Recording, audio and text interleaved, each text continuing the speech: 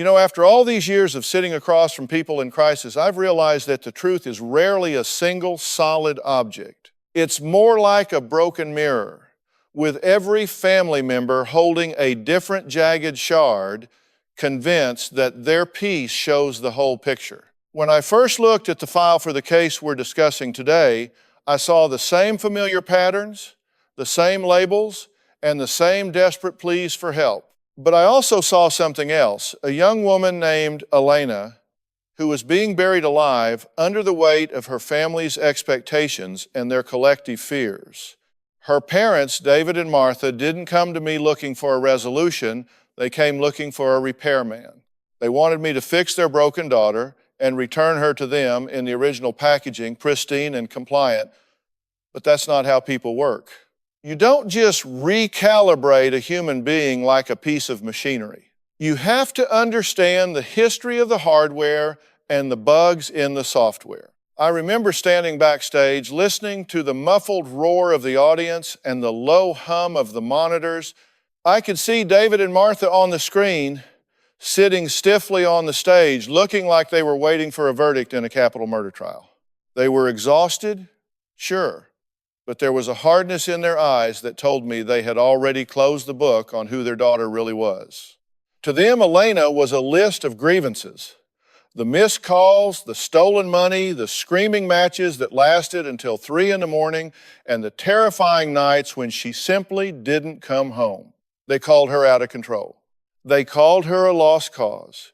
When you label someone like that, you stop seeing the person and start seeing the problem. And when you only see the problem, you lose the ability to solve it.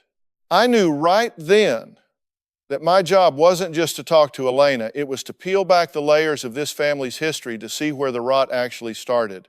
When I finally walked out and sat down across from them, the tension was so thick you could have cut it with a knife. Elena wasn't on stage yet. I wanted to talk to the parents first, to hear their truth before I let the lightning rod into the room. David is a high-achieving corporate attorney, a man who lives and breathes by logic, rules, and outcomes. Martha is a former educator, someone used to managing classrooms and lesson plans. They are people who value order above all else. They told me about Elena's childhood, describing it as perfect. They talked about the private schools, the dance lessons, the family vacations to the vineyard. In their minds, they had provided everything a child could possibly need to succeed. So when Elena started spiraling in her late teens, they didn't see it as a cry for help or a reaction to pressure. They saw it as a personal insult. They saw it as a betrayal of the investment they had made in her. I watched David's jaw tighten as he recounted the time Elena had crashed the family car and then lied about where she had been. He wasn't talking about the danger she was in. He was talking about the lack of accountability. She has no respect for the things we've given her, he said, his voice clipped and cold. Martha was crying, but it wasn't the kind of cry that comes from a place of connection. It was a cry of frustration. We don't even know who she is anymore, doctor. Phil, she's like a stranger in our house. I listened and I watched and I looked for the gaps in their story.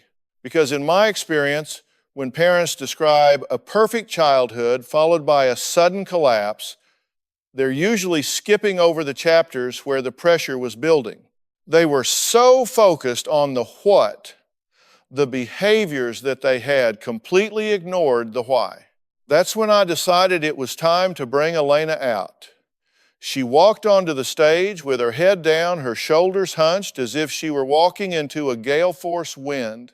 She was 24 years old, but she looked like a tired teenager. She took her seat as far away from her parents as the couch would allow, refusing to even glance in their direction. The air in the studio changed instantly. It went from a quiet, somber discussion to a volatile chemical reaction.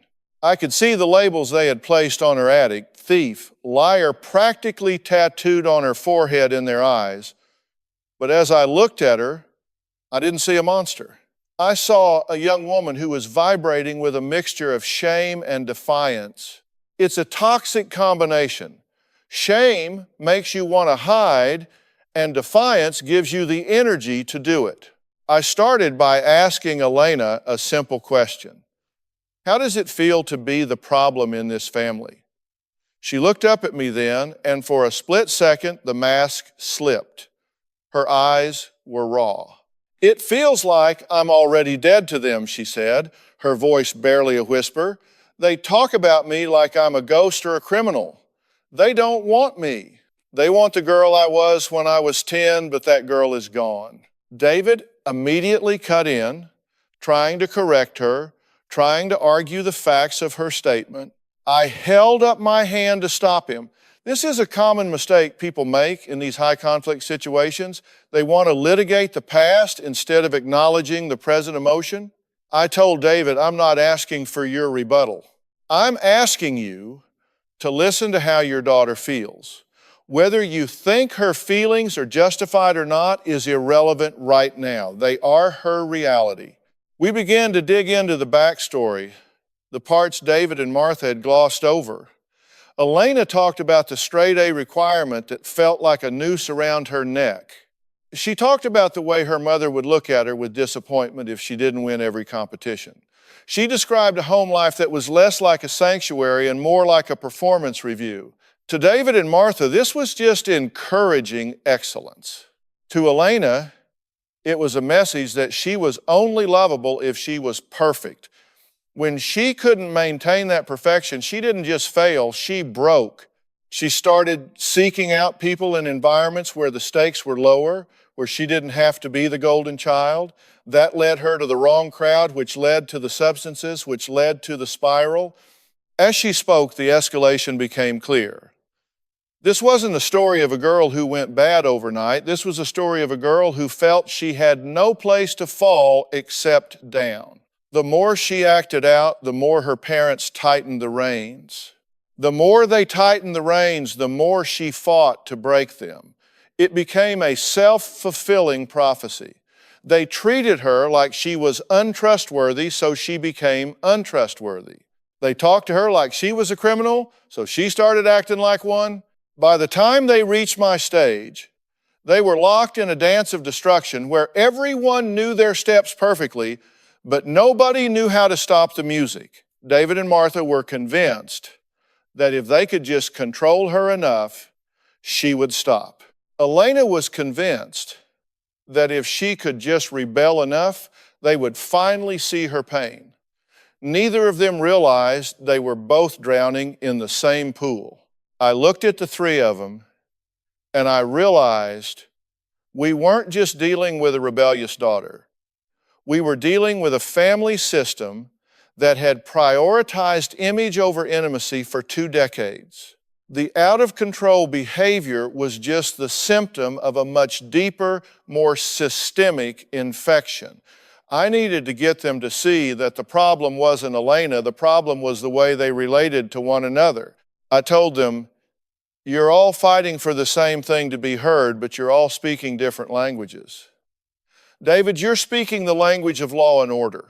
Martha, you're speaking the language of social standing. And Elena, you're speaking the language of survival, and until you start speaking the language of the heart, you're just going to keep screaming into the void.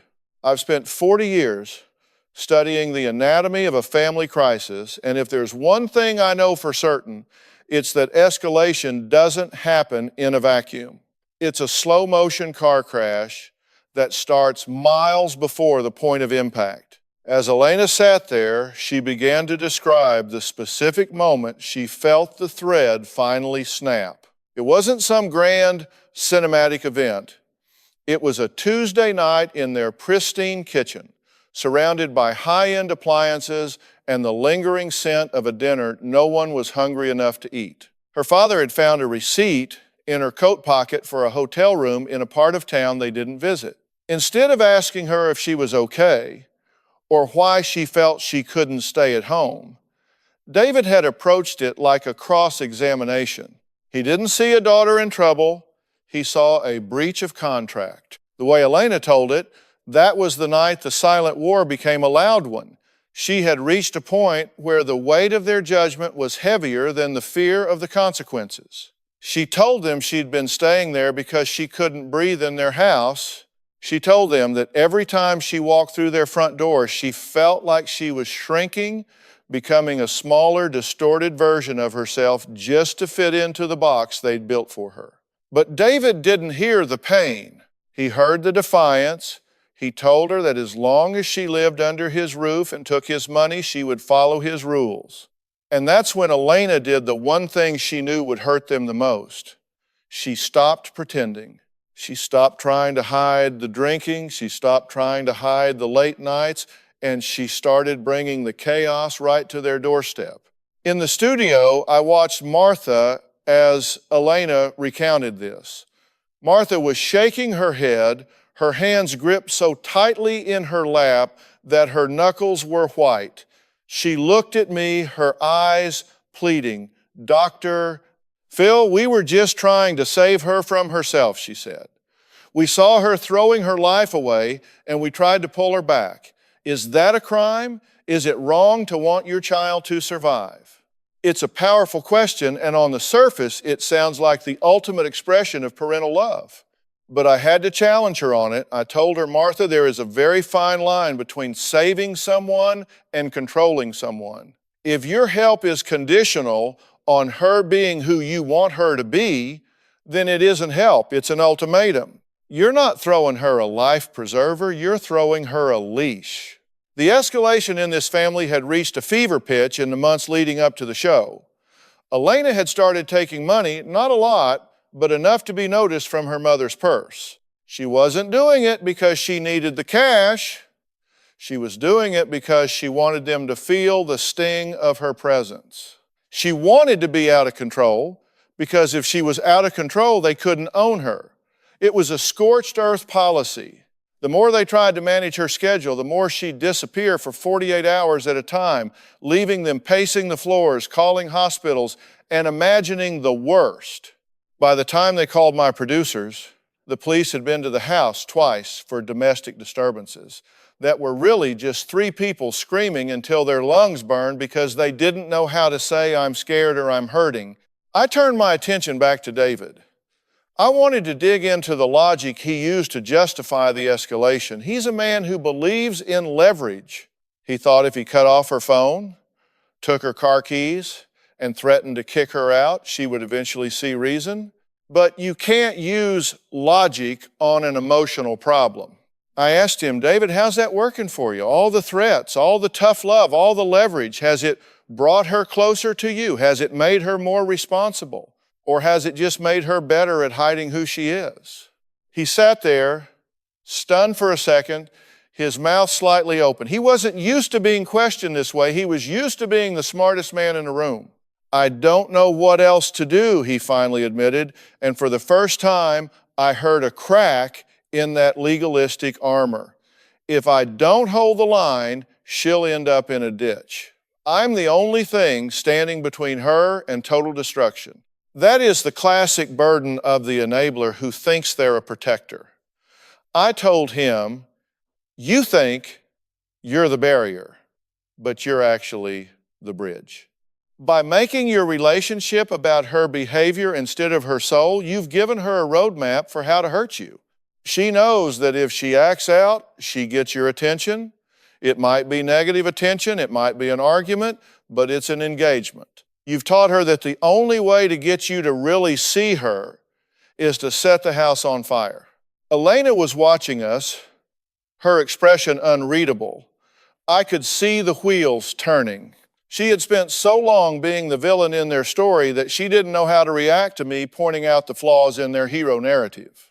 I looked at her and said, "And you, Elena, don't think you're off the hook here. You've been using your pain as a weapon. You've been punishing them for their expectations by being the worst version of yourself. You're 24 years old. At some point, you have to stop blaming the architect and start looking at the building. You're staying in this cycle because as long as you're out of control, you don't have to take responsibility for your own life. It's easier to be a rebel than it is to be an adult." That hit home. Her eyes flashed with anger, but underneath the anger, I saw the truth. She was terrified of growing up because she didn't know who she was outside of the conflict. The war with her parents had become her identity. If she stopped fighting them, who would she be? She'd just be a young woman with a lot of lost time and no clear direction. The out of control label was a shield. It protected her from the terrifying possibility of trying and failing on her own terms. We were moving into the heart of the confrontation now. The air in the studio was charged, and I could feel the audience leaning in. This wasn't just about one family anymore. It was about the universal struggle between the need for autonomy and the need for connection. I decided to push harder. I wanted to strip away the excuses and the he said, she said bickering. I wanted to get to the raw nerve. I told them we were going to do an exercise in radical honesty. No more talking about the car or the money or the rules. I wanted them to talk about the fear. I looked at Martha and asked her, "What are you most afraid of when it comes to Elena?" Martha broke down then, truly broke down. "I'm afraid I've already lost her," she sobbed. "I'm afraid that the little girl I loved is gone and she's never coming back. I'm afraid that if I stop trying to fix her, she'll just vanish." Then I turned to Elena, and what are you afraid of? Elena didn't hesitate this time. "I'm afraid they're right," she said, her voice cracking. "I'm afraid I really am out of control and that there's nothing good left in me. I'm afraid that if I stop fighting them, I'll have to look in the mirror and see the mess I've made." That was the breakthrough moment. That was the first time in years they had actually spoken the same language. They weren't talking about behavior, they were talking about the terror of being human. But a breakthrough isn't a cure, it's just an opening. The real work was just beginning. I knew I had to push them through that opening before they had a chance to retreat back into their defensive crouches. I had to show them that the out-of-control narrative was a lie they were all telling themselves to avoid the much harder truth, that they were all deeply, profoundly lonely, even when they were standing in the same room. After that moment of raw honesty, a heavy silence fell over the stage. Usually, when the tears start flowing and the masks start slipping, people expect me to jump in with a box of tissues and a there. But that's not my style. I know that silence is where the real work happens. It's the sound of three people finally hearing something other than the noise in their own heads. I let it hang there for a long beat, watching the way David shifted in his seat, clearly uncomfortable with the display of vulnerability. He's the kind of man who views emotion as a variable he can't control, and he hates variables. He wanted to get back to the facts. He wanted to talk about the credit card statements again, but I wasn't going to let him retreat into the safety of accounting. I turned to David and said, "You see what just happened here? For the last hour, you've been telling me Elena is out of control, but what you just saw wasn't a girl out of control. It was a girl in pain. And your reaction to her pain was to look at your shoes. Why is it easier for you to be angry at her than it is to be sad for her?" He didn't have an answer. He looked like I just asked him to explain quantum physics in a foreign language. But that's the crux of the matter in families like this. Anger is a hard emotion. It makes you feel powerful, righteous, and in command. Sadness is a soft emotion. It makes you feel weak and exposed. David had spent 30 years building a life where he never had to feel weak, and he wasn't about to start now, even if it meant losing his daughter. I began to break down the psychological mechanics of what they were doing. I called it the transactional family. In this house, love wasn't a given, it was a currency. It was traded for grades, for trophies, for the right kind of behavior. When Elena was a child, she was a good investment. She was the star of the dance recitals and the top of her class. She was paying her dividends, and in exchange, she got her parents' approval. But the problem with transactional love is that it creates a crushing sense of debt. Elena felt like she owed them her soul in exchange for her existence. And by the time she hit her late teens, the interest on that debt had become too high to pay. So she did what people do when they're bankrupt. She stopped paying altogether. Elena, I said, leaning in, when you started acting out, when you started the out-of-control spiral, was that the first time you felt like you were actually in charge of your own life? Was being bad the only way you could feel like you weren't just an extension of David and Martha? She nodded slowly, the tears still wet on her face. I just wanted to be something they couldn't take credit for, she said. Even if it was something terrible, at least it was mine. That is a powerful insight. Sometimes a person will set their own life on fire just to see if they're the ones holding the matches. It's a desperate, destructive way to find autonomy, but when you feel like you've been lived through rather than lived with, it feels like the only option. I then turned to Martha, and you, Martha, you've played the role of the worried mother so perfectly that you've forgotten how to be a mother. You've become an investigator. You've become a warden. You spend your days looking for clues of her failure because you're so terrified of being blindsided. But here's the deal. When you treat someone like a suspect, they'll eventually give you a confession. You've created an environment where Elena has to lie to you just to have a private thought. Martha tried to protest, saying she only checked Elena's phone because she was worried about her safety. I stopped her right there. Don't confuse monitoring with parenting. Monitoring is about your anxiety. Parenting is about her character.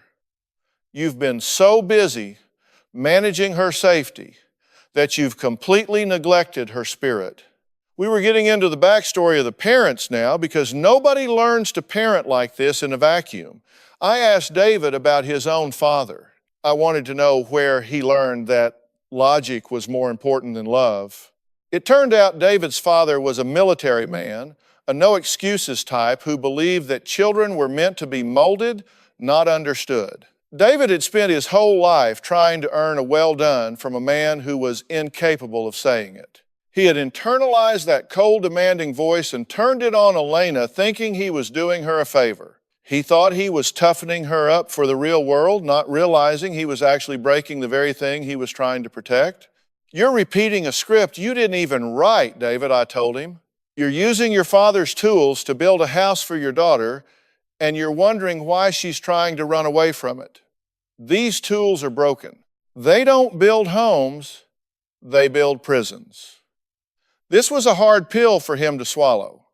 To David, his father was a hero. To admit that his father's methods were flawed was to admit that his own life was built on a shaky foundation. But that's what we do on this stage. We shake the foundations until only the truth is left standing. I looked at Elena and asked her about the substances. I didn't want to talk about the high. I wanted to talk about the numb. What are you trying to kill when you use? I asked. Are you trying to kill the guilt? Or are you trying to kill the girl they want you to be? She looked at me with a startling amount of clarity. I'm trying to kill the voice in my head that says I'm never going to be enough. When I'm high, that voice goes quiet. I don't have to be Elena the attorney's daughter or Elena the failure. I'm just nothing. And nothing feels better than being a disappointment. This is the secondary gain of the chaos. The chaos provides a distraction from the existential pain of feeling worthless. If you're busy dealing with a crisis, a car crash, a legal bill, a screaming match, you don't have to deal with a hollow feeling in your chest. The family was addicted to the crisis because it gave them a way to interact without having to be intimate. It was a safe kind of conflict because it was about stuff rather than souls. I told them, you guys are crisis junkies. You use these blow-ups to feel something because you've forgotten how to just be with each other. You're all using Elena's behavior as a drug to avoid the reality that you don't know how to love each other without a manual. The confrontation was reaching its peak. I could see the fatigue setting in, the kind of soul-deep exhaustion that comes when you've been fighting a war for too long. I needed to move them from the why to the what now, but first I had to make sure they understood the cost of staying the same.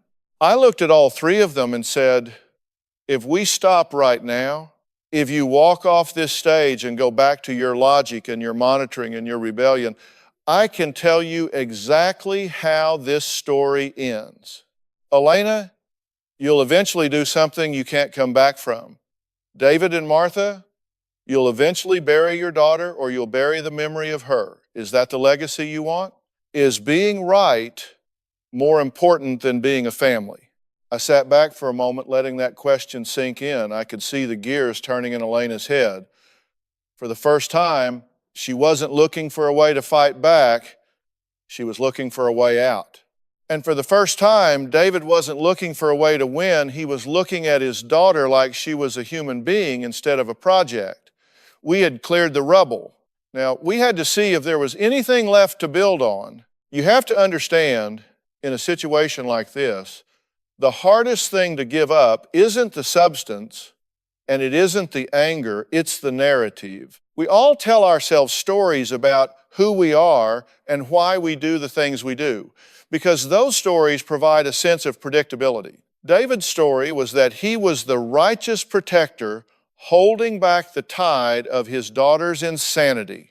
Martha's story was that she was the long-suffering martyr who had sacrificed everything for an ungrateful child. And Elena's story was that she was the misunderstood victim of an oppressive regime. These stories are comfortable, like an old pair of shoes. They might be full of holes and falling apart, but they're familiar. To change, they had to be willing to walk barefoot on some very sharp truths for a while. I looked at David and I decided it was time to strip away the last of his legalistic defenses. David, I said, I want you to imagine for a second that Elena is not your daughter. Imagine she's a client who walked into your law firm. If you treated a client the way you treat her, with constant suspicion, interrogation, and a refusal to hear their perspective, how long do you think they'd stay with you? They'd fire you in an afternoon? But because she's your daughter, you think you have the right to litigate her into submission. You're trying to win an argument, but you're losing your child. Is the win worth the loss? He sat there, and for the first time, the attorney left the room. He looked small. He looked like a man who had finally realized he'd been fighting the wrong war with the wrong weapons. Then I turned to Elena. She was leaning back, almost looking triumphant that I was taking her father to task. I had to nip that in the bud immediately. Elena, don't you dare sit there and feel smug, I said, my voice dropping an octave. You are just as much a part of this toxic dance as they are. You've been using your out-of-control behavior as a way to avoid the terrifying reality of being an adult. As long as you're the problem child, you don't have to face the fact that you're 24 years old with no career, no stability, and no sense of self. You're using their control as an excuse for your lack of self-control. You're saying, I can't be successful because they won't let me breathe. But that's a lie. You're not breathing because you've got your own hands around your throat. The room was dead silent. This is what I call the moment of choice. I had laid out the architecture of their dysfunction, and now they had to decide if they wanted to keep living in it. I told them about a concept I call the payoff. In every recurring conflict, everyone involved is getting something out of it or they wouldn't keep doing it. David got to feel superior. Martha got to feel needed. Elena got to feel seen, even if it was through the lens of disappointment. I asked them, are you ready to give up the payoff? Are you ready to be boring and healthy instead of dramatic and damaged? Elena was the first to speak. I don't know how to be anything else, she admitted. That was the most honest thing she'd said all day. When you've spent your entire adult life in a state of rebellion, the idea of stability feels like a vacuum. It feels empty. I told her, That's because you've been living on adrenaline and drama. Health isn't a high, it's a steady hum. You have to learn to tolerate the quiet. I then made them a deal. I told them I wasn't going to send Elena to some rehab where she could just hide from her parents for 90 days. That would be too easy. No, I wanted to put them all in a room together with professional help to reconstruct their communication from the ground up. I explained to David and Martha that they had to stop policing and start parenting. That meant no more checking phones, no more interrogation, and no more using money as a leash. I told them, you have to give her the room to fail. And if she fails, you have to let her feel the natural consequences of that failure without jumping in to save her or scream at her. You've been a safety net that feels like a cage. It's time to take the net away and see if she can fly, or if she needs to hit the ground to finally realize she has to walk on her own. This was terrifying for Martha.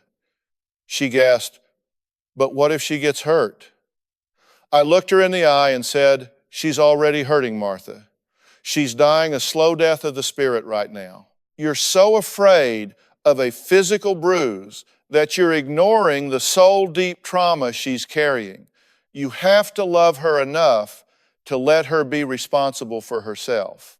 This is the hardest lesson for any parent to learn. We think our job is to protect our children from the world, but our real job is to prepare them for it. And you can't prepare someone for the world by shielding them from the consequences of their own choices. We started to map out what I call a life code for the family. It wasn't a list of rules. David had plenty of those. It was a set of values. Honesty over image, connection over control, responsibility over rebellion. I told Elena that if she wanted the out of control label removed, she had to start being the most in control person in the room. That meant owning her mistakes before they were discovered. That meant looking for work, not because her dad told her to, but because she deserved to have a life she was proud of. I told her, you've spent years trying to prove them wrong. Why don't you try proving yourself right for a change? As we sat there, the energy began to shift. It went from a battlefield to a workshop. David reached out and put a hand on Martha's arm, and for the first time, they looked like a team instead of two people drowning in the same boat. Elena didn't pull away when Martha reached for her hand. It was a small gesture, but in the world of family dynamics, a small gesture can be a tectonic shift. I knew they weren't cured. There's no such thing as a quick fix for 20 years of bad programming, but they were woke up. They had seen the monster in the mirror, and they had realized it wasn't Elena, it was the way they had been choosing to treat one another. I told them, this is going to be the hardest thing you've ever done. There will be days when you want to go back to the screaming. There will be days when Elena wants to disappear and David wants to issue a subpoena. But when those moments come, you have to remember this stage. You have to remember how it felt to finally tell the truth. Because the truth is the only thing that's going to set you free from this cycle. We were moving toward the finish line of the show, but the real story was just beginning in the outcome phase. I wanted to make sure they had the tools to survive the real world once the cameras were off and the studio lights went dark. I looked at the audience and then back at the family. I wanted to leave them with one final thought. You don't get what you want in this life, you get what you negotiate. And for years, you've been negotiating for misery. Today, you started negotiating for peace. Don't walk away from the table. When the studio lights dimmed and the audience filtered out into the cool evening air, I went backstage to see them one last time. In my years of doing this, I've found that the 5 minutes after the show are often more telling than the 60 minutes on the air. The cameras are gone, the pressure of the stage is off, and you see who they really are when they aren't performing. David and Martha were standing near the door, and Elena was a few feet away, leaning against a wall. They weren't fighting. They weren't hugging either. They were just existing in the same space without armor. That was a win in my book. I told them that the resources we discussed were ready for them, but that the tools would only work if they were willing to pick them up and use them every single day. I told Elena that being out of control was no longer an option she could hide behind, and I told David that being the judge was a job he was officially fired from. In the months that followed, the journey wasn't a straight line. Change never is. People think that a breakthrough on television is like a magic wand that fixes everything instantly, but the reality is much messier. It's a long, slow walk through a dark tunnel, and sometimes you trip over the same rocks you tripped over before. About 3 months after the show, I got an update from their therapist. There had been a major setback. Elena had missed a series of appointments and had gone off the radar for a weekend. In the old days, David would have called the police and Martha would have spent 48 hours crying in the dark. But this time, they did something different. They followed the plan. David sent a single text. We love you, we're here when you're ready to talk, and your life is your responsibility. Then he went to bed. He didn't chase her. He didn't try to fix it. He let the silence do the work. When Elena finally came home, she didn't find a courtroom waiting for her. She found a mother and father who were sad but calm. Because they didn't provide the drama she was looking for, her payoff was gone. She had to sit with her own guilt and her own choices without the distraction of a screaming match. That was the turning point. When she realized that she couldn't blame them for her chaos anymore, she had to finally face the person in the mirror. She re-enrolled in her program, found a part-time job working at a local library, a quiet place that forced her to lower her internal volume and started the hard work of building an identity that wasn't based on being a rebel. I checked back in with them at the 6-month mark. The out-of-control daughter was gone, but so was the perfect family they had tried so hard to project. What was left was something much more valuable, a real family. David told me that he had finally learned to listen to his daughter's ideas without offering a closing argument. Martha admitted that she still felt the urge to check Elena's phone, but she had learned to recognize that urge as her own anxiety, not as a reflection of Elena's behavior. And Elena, she looked different. The hard, defensive shell had softened. She told me, I used to think that being out of control was my power. Now, I realize that being in control of myself is the only way I'll ever be free. You see, at the end of the day, family isn't about being perfect. It isn't about having the right labels or the right image. It's about being a safe place for each other to be human. It's about having the courage to say, I'm scared, instead of I'm right. It's about realizing that you can't control another person's heart no matter how much you love them or how much you fear for them. David, Martha, and Elena had to stop fighting each other so they could start fighting for each other. They had to realize that the problem wasn't a person, but a pattern. And once they broke the pattern, they found the people they had been missing for so many years. Looking back on this case, it reminds me of why I do what I do. People aren't projects to be managed. They're souls to be nurtured. When we label someone as out of control, we're really just admitting that we've lost the ability to connect with them. We use the label as a wall to keep ourselves safe from the messiness of their pain. But healing only happens when we're willing to climb over that wall and sit in the mess with them. It's not easy, it's not pretty, and it sure as hell isn't fast. But it's the only way to get home. Elena isn't a lost cause anymore. She's a young woman in progress, and her parents aren't wardens anymore. Their parents, they still have bad days. They still have moments where the old habits try to creep back in, but they have a new script now, and they're writing a much better ending than the one they started with.